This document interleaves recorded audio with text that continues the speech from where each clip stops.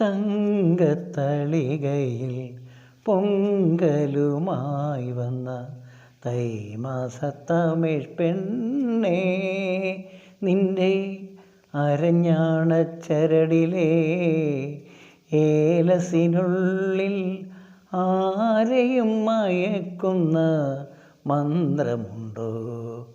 അനങ്ക മന്ത്രമുണ്ടോ?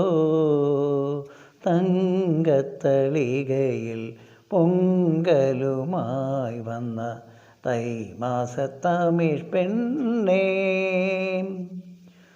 മുങ്ങിപ്പിഴിയാത്ത ചേലയും ചുറ്റി നീ മുടിയുലമ്പിക്കൊണ്ടു നിന്നപ്പോഴിന്ന്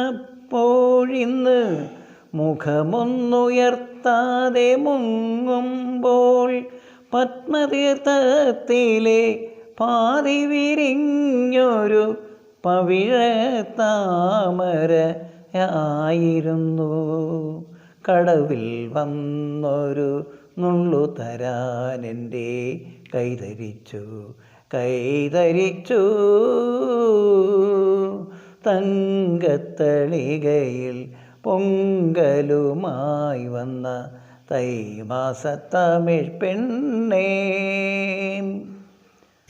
പുലരി പൂമുഖ മുറ്റത്തു കാലത്ത് പുറംതിരിഞ്ഞന്നു നീ നിന്നപ്പോൾ, നീ അരിപ്പൊടിക്കോലങ്ങൾ എഴുതുമ്പോൾ അഗ്രഹാരത്തിലെ ആരും കൊതിക്കുന്നു ഒരഴകിൻ വിഗ്രഹമായിരുന്നു. അരികിൽ വന്നൊരു പൊട്ടുകുത്താൻ ഞാൻ ആഗ്രഹിച്ചു.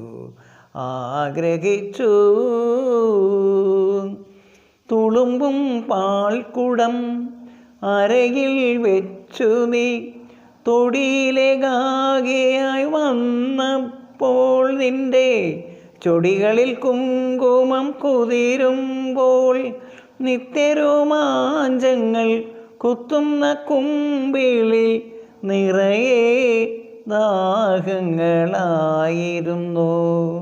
ഒരു പൂണൂലായി പറ്റിക്കിടക്കാൻ ഞാൻ കൊതിച്ചു നിന്നു. തങ്കത്തളികയിൽ പൊങ്കലുമായി വന്ന തൈമാസത്തമിഴ് പെണ്ണേ.